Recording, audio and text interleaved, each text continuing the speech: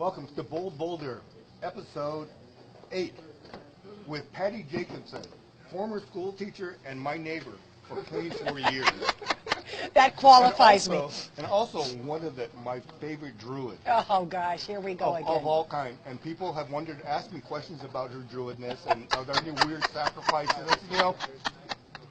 Anything that she's done as a druid has not offended me. It's only made me happy, so I'm welcome her, happy. So Boulder with Alan Goya and Travis Robinson and Pati Jacobson. And our special correspondent, Lynn Goya, my wife and county clerk.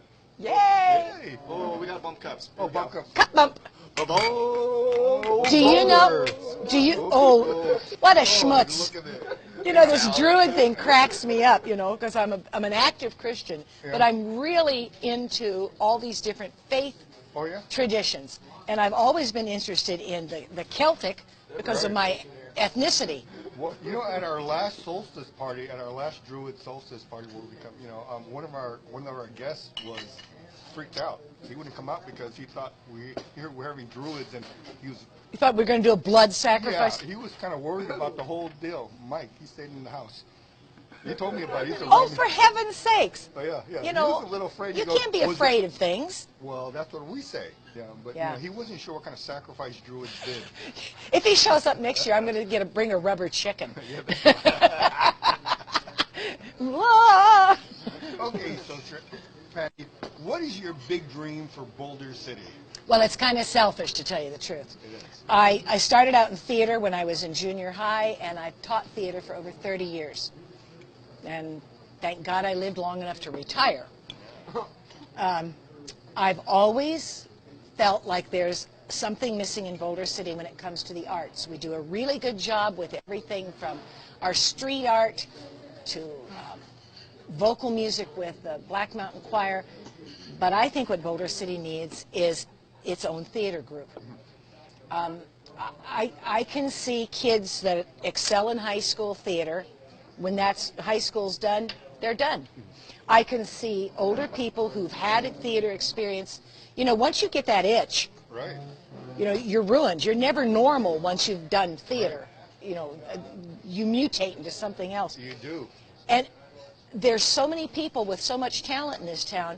Think how cool it would be if we had an amateur theater group. Oh, yeah? We could encourage writers, right. Which, oh boy, writing. Right, yeah. We could encourage performance. We could encourage the town to come together. It'd be another social event. People not to be shy. Well, think what it would, people come here as a destination city. What if the destination was Shakespeare in the Park? What if the destination was student play festival? Right. What if the destination was a play about the founding of Boulder City? Right. Well, Lynn and I met in the theater. In San Diego, right? In San Diego, right. I was working in the theater. I was a professional. I was being paid $30 a week. Wow. That's a pretty big deal. I was professional. Yeah. It was $30 a week, and I took her on a date.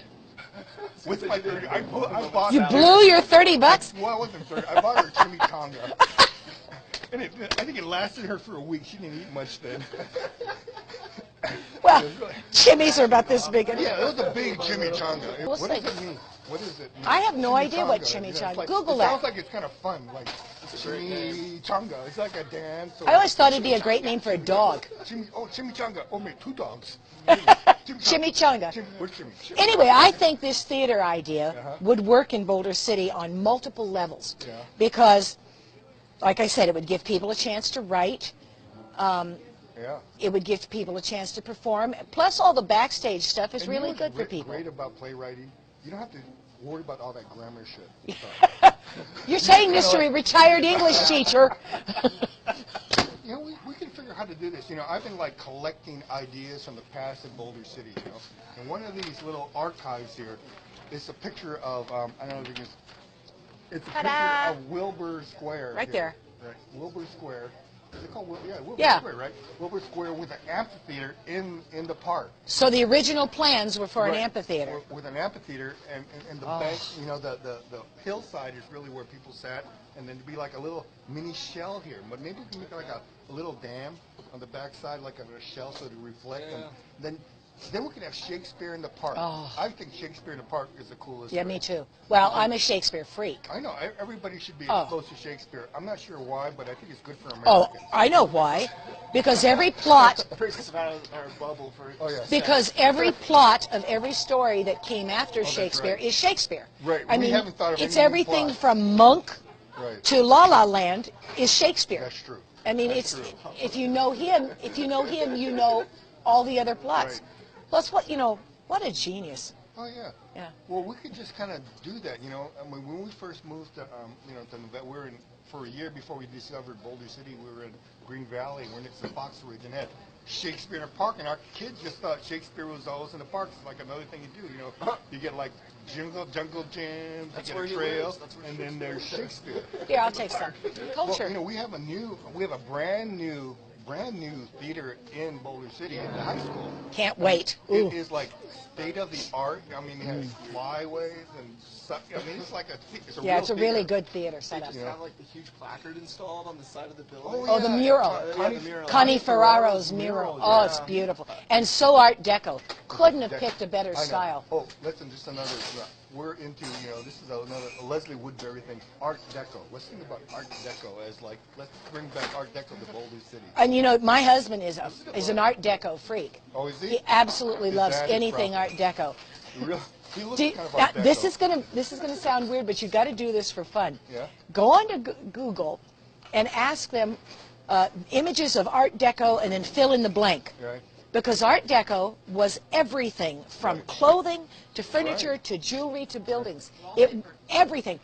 You can even Google Art Deco underwear. And there's actually images of Art Deco underwear. Can you imagine? It sounds uncomfortable. I mean, just kind of All the sharp angles. angles and stuff like that. Pick a play, we get cast and just do it. Well, I have a play that I love, but I don't know if it would be a great one to start off with. Well, it's I've reading. always loved You Can't Take It With You. Oh, absolutely. Love that play. Perfect political satire for the times. It's got enough slapstick. It's very glib and wordy. You know, it's one of those 30s madcap kind of things where people just talk like crazy. I think it'd be awesome. How about Solid Gold Cadillac? Oh, yes. I think we should do Solid Gold Cadillac, and You Can't Take It With You. Oh, I love it. That would Just be read wonderful. it. We don't have to Yeah. rehearse. I can just read Yeah, I think it'd be... Yeah. It's all about making people believe. You know, and you can have a piece of paper in your hand, but if you make them believe, It's all in the it's voice. magic. Okay, Right? are we ready for the second question? Yes, I'm ready for my second question. Travis. So Patty, what is your superpower? Well, my husband would say that I can talk the leg off a donkey, which is Really? probably true. How often have you needed to do that? Are you kidding? I taught junior high every day. You try. Wait a minute. What did you do with the leg after? It's actually where. Well, oh, yeah, you get that is. Hey, you! This is the scoop of the day. You do have your scoop. Hey, everybody, pick up a copy of Las Vegas Weekly. It's all about Small Boulder City. towns. And this is our special correspondent. and he has news of the day. Good job, you did it. You thought about it, you did it. You got it. Yay! I stayed up all night. Is he the one? He's our special correspondent. But I think my superpower is the fact that I can multitask. Because I'm a woman. Multitask. Because I'm a woman. Oh, Because I've been a teacher. Because I've been a wife and a mother. I think I have the ability to juggle about I know. 10 things at once. That is really true. You know, women are able to to give birth and yell at their husbands at the same time and concentrate on both. What's like the most you've ever super tasked? Yeah, what are the most- super tasks? Okay, things are here it in is. here? Right. Okay, this is the decade that I have no memory of because it was so filled. I was teaching full-time, directing 3.5, 4 hours of rehearsal. Grab a burger in the car on my way to my night classes for my master's degree. Would get home about 11:15. I had to be at school at 7:15 the next day. All weekend long, I did laundry, and I graded 260 essays. So Wow. that was the decade. I swear I don't have any idea what else happened because it was just like Right. that. That's when I decided that kids and the husband were going to learn to do their own laundry because I'd had it up to here.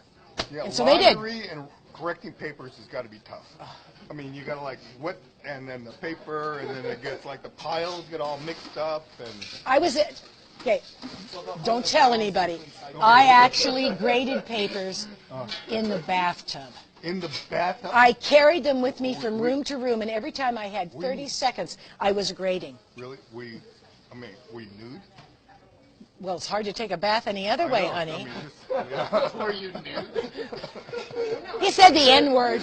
Can we say the N-word? It's Facebook. Because she has a paper. Yeah, can we say the N-word? You can. Oh, okay. Yeah. I mean, some of the best work gets done in the bathroom. That's right. It is. It is. Yeah. Oh, before we go, though, Oh, joke is really good. because I love doing jokes. And the correspondent. Okay, this is my favorite Irish joke of all time. Okay?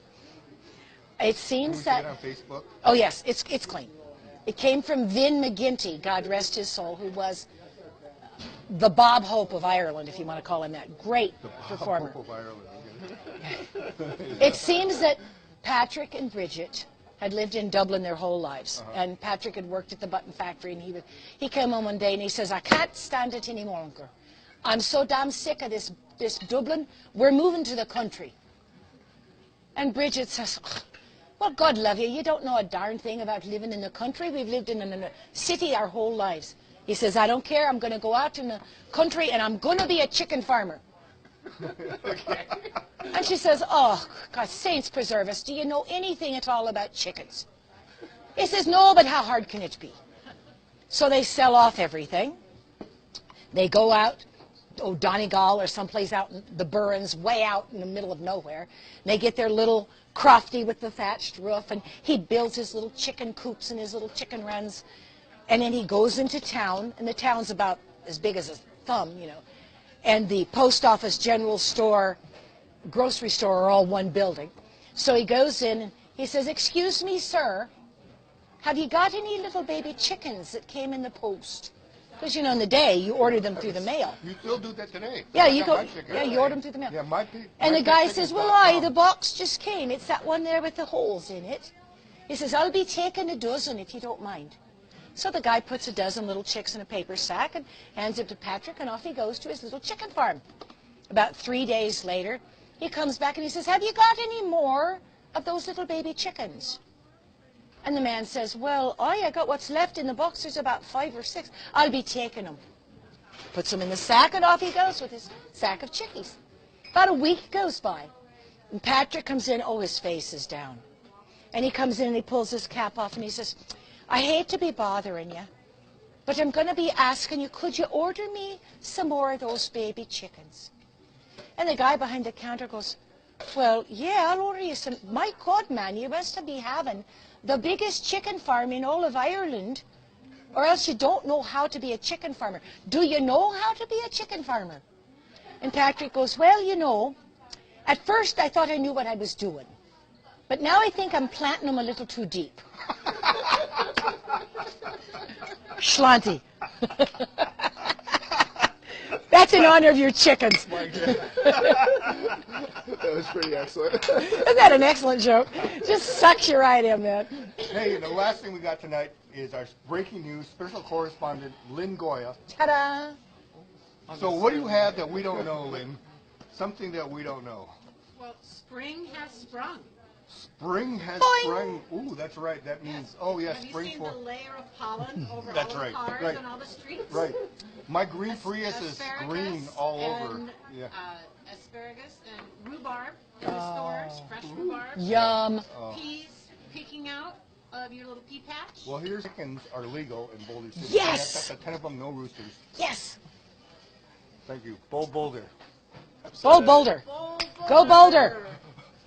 Thanks for having me. Thanks for seeing us. Travis, Lynn, Alan, thanks for having me. And I told you I could talk your leg off. Yeah.